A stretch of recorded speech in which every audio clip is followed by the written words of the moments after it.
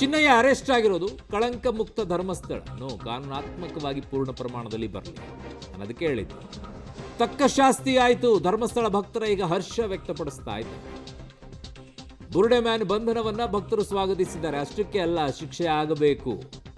ಈ ರೀತಿಯಾಗಿ ಹೇಳಿದಂಥವ್ರು ಯಾರು ಅನ್ನೋದು ಗೊತ್ತಾಗಬೇಕು. ಸೂತ್ರಧಾರಿಗಳು ಯಾರಿದ್ದಾರೆ ಅನ್ನೋದು ಗೊತ್ತಾಗಬೇಕಾಗತ್ತೆ. ಪಾತ್ರಧಾರಿಗಳೆಲ್ಲರೂ ಒಬ್ಬೊಬ್ಬರೇ ಹೋಗ್ತಾ ಇದ್ದಾರೆ. ಇನ್ನೊಂದಿಷ್ಟು ಜನ ಇದ್ದಾರೆ, ಅವ್ರನ್ನ ಒಳಗಡೆ ಹಾಕಬೇಕು ಸಂಜೆ ಒಳಗಡೆಗೆ.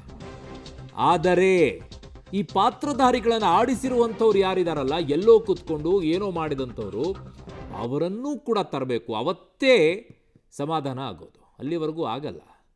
ಕಾರಣ ಇದು ನಂಬಿಕೆ, ಭಾವನೆ. ಇದಕ್ಕೆ ಧಕ್ಕೆ ತಂದವರು ಯಾರನ್ನೂ ಕೂಡ ಬಿಡಕೂಡುದು. ಅರಣ್ಯದಲ್ಲಿ ನೂರಾರು ಶವಗಳನ್ನು ಹೂತಿಟ್ಟಿದ್ದೀನಿ ಅಂತ ಕಳೆದ ಒಂದು ತಿಂಗಳಿನಿಂದಲೂ ಕೂಡ ಬುರುಡೆ ಬಿಡ್ತಿದ್ದಂಥ ಅನಾಮಿಕನನ್ನು SIT ಅಧಿಕಾರಿಗಳು ವಶಕ್ಕೆ ಪಡೆಯುತ್ತಿದ್ದಂತೆ ಧರ್ಮಸ್ಥಳದಲ್ಲಿ ಭಕ್ತರು ಕೂಡ ಸಂತಸಕ್ಕೀಡಾಗಿರುವಂಥದ್ದು. ಈ ಬಗ್ಗೆ ಮಾತಾಡೋದಕ್ಕೆ ಭಕ್ತರು ಕೂಡ ನಮ್ಮ ಜೊತೆ ಇದ್ದಾರೆ. ಅವ್ರನ್ನೂ ಸಹ ಮಾತಾಡ್ಸೋಣ. ಸರ್ ನಮಸ್ತೆ.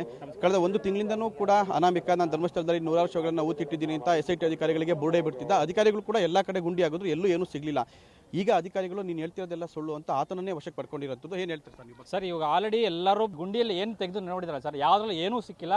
ಇದು ಒಂದು ಷಡ್ಯಂತ್ರ ಮಾಡಿ ಈ ಹಿಂದೂ ಧರ್ಮದ ಮೇಲೆ ಒಂದು ಕಳಂಕ ತರಬೇಕು ಅಂತ ಮಾಡ್ತಾ ಇದ್ದಾರೆ. ಅದು ಯಾವುದೇ ರೀತಿಯಾದಂಥ ಅದು ಪ್ರೂವ್ ಆಗೋದಿಲ್ಲ. ಎಲ್ಲರಿಗೂ ಗೊತ್ತಿದೆ ಸತ್ಯ ಏನು ಅಂತ ಹೊರಗಡೆ ಬಂದೇ ಬರುತ್ತೆ. ಅವ್ರು ಯಾರು ತಪ್ಪು ಮಾಡಿದರೆ ಅವ್ರಿಗೂ ಶಿಕ್ಷೆ ಆಗುತ್ತೆ. ಖಂಡಿತ ಅವ್ರಿಗೂ ನಾವು ನೋಡ್ತೀವಿ. ಅವ್ರಿಗೆ ಶಿಕ್ಷೆ ಏನಾಗುತ್ತೆ ಖಂಡಿತ ಅದು ನಾವು ನೋಡ್ತೀವಿ. ಈ ಒಂದು ಹಿಂದೂ ಧರ್ಮದ ಬಗ್ಗೆ, ಧರ್ಮಸ್ಥಳದ ಬಗ್ಗೆ ಒಂದು ಕಿಂಚಿತ್ತು ಯಾವುದೇ ರೀತಿಯಾದ ಏನೋ ತೊಂದರೆನೂ ಆಗೋದಿಲ್ಲ. ಜನಗಳಿಗೆ ಇನ್ನೂ ಭಕ್ತಿ ಜಾಸ್ತಿ ಆಗುತ್ತೆ ಹೊರತು ಕಮ್ಮಿ ಅಂತೂ ಆಗೋದಿಲ್ಲ. ಆದರೂ ಅಷ್ಟು ಮಾತ್ರ ಹೇಳಬರಲೆ, ನಮ್ಮ ಹಿಂದೂ ಇದ್ರ ಬಗ್ಗೆ ಯಾವತ್ತೂ ಒಂದು ಚೂರು ಯಾವುದೇ ರೀತಿಯಂಥ ಕಳಂಕನೂ ಬರೋದಿಲ್ಲ. ಸತ್ಯ ಆಚೆ ಬಂದೇ ಬರುತ್ತೆ. ಎಲ್ಲರೂ ನಿರ್ಭಯವಾಗಿ ಸತ್ಯನ ನೋಡ್ತೀವಿ. ಅದಕ್ಕೆ ಮುಂದೆ ಕಾಣ್ತೀವಿ ನಾವು. ನಮ್ಮ ಹಿಂದೂ ಧರ್ಮವನ್ನು ಸಾಯ ಹೊಡಲಿಕ್ಕೆ ಅವರು ಷಡ್ಯಂತ್ರವನ್ನು ಮಾಡಿದರು. ಅವ್ರು ಮಾಡಿದ್ದೆಲ್ಲ ತಪ್ಪು. ಅವರು 13 ಗುಂಡಿಗಳು ತೆಗೆದ್ರಿ, ಅದರ ಒಂದೂ ಶವ ಸಿಗಲಿಲ್ಲ.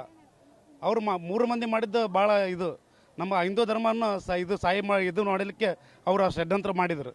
ಅವ್ರನ್ನ ಇವ್ನು ಮಾಡಿದ್ದಕ್ಕೆ ಅವರಿಗೆ ಧರ್ಮಸ್ಥಳ ಮಂಜುನಾಥ ತಕ್ಕ ಶಿಕ್ಷೆಯನ್ನು ಕೊಡಬೇಕಂತ ನಾನು ಕೇಳ್ಕೊಳ್ಕೊಂತೇನೆ. ಇದು SIT ಕೊಟ್ಟಿರೋದ್ರಿಂದ ಇಲ್ಲಿ ಇರೋ ಜನಗಳು ಸುಮ್ಮನೆ ಆಪಾದನೆ ಮಾಡ್ತಾರೆ ಧರ್ಮಸ್ಥಳ ಮಂಜುನಾಥ ಸ್ವಾಮಿ ಮೇಲೆ. ಯಾಕಂದರೆ ನಾನು 35 ವರ್ಷದಿಂದ ಇಲ್ಲಿ ಬರ್ತಾಯಿದ್ದೀನಿ ಧರ್ಮಸ್ಥಳಕ್ಕೆ. ನಮಗೆ ಕಷ್ಟ ಅಂದರೆ ಸಾಕು ಧರ್ಮಸ್ಥಳ ನೆನಪಾಗುತ್ತೆ. ಇಲ್ಲಿ ಯಾರೇ ಏನೇ ಮಾತಾಡ್ಬೋದು, ಬಟ್ ಅದರಲ್ಲಿ ಏನೂ ಇದು ಆಗಲ್ಲ. ಸೊ ಇದು SITಗೆ ಕರ್ನಾಟಕ ಸರ್ಕಾರ ಸಿದ್ದರಾಮಯ್ಯ ಅವರು SITಗೆ ವಹಿಸಿರೋದ್ರಿಂದ ಸತ್ಯಾಸತ್ಯತೆ ಹೊರಗಡೆ ಬರುತ್ತೆ. ಸೊ ಕೋರ್ಟಲ್ಲಿರೋದ್ರಿಂದ ಯಾರು ಏನು ಮಾತಾಡೋಕ್ಕಾಗ್ತಾ ಇಲ್ಲ ಈಗ. ಸೊ ಇದು ಭಕ್ತರ ಮಾತಾಗಿರುವಂಥದ್ದು. ಕ್ಯಾಮರಾಮನ್ ಪುನೀತ್ ಜೊತೆ ನಾರಾಯಣಗೌಡ, ಪಬ್ಲಿಕ್ TV, ಧರ್ಮಸ್ಥಳ.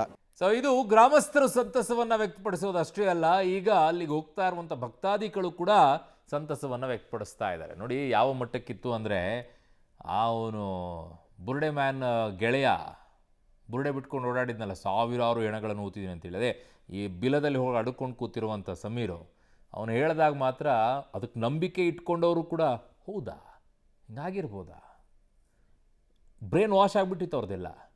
ಈಗ ಮತ್ತೆ ವಾಪಸ್ ಬಂದಿದ್ದಾರೆ ಅನಿಸುತ್ತೆ. ಏನು ರೀ ನಿಮ್ಮ ಮೆಂಟ್ಯಾಲಿಟಿಗಳು? ಒಂದು ನಿರ್ಧಾರ ಗಟ್ಟಿಯಾಗಿರಬೇಕು.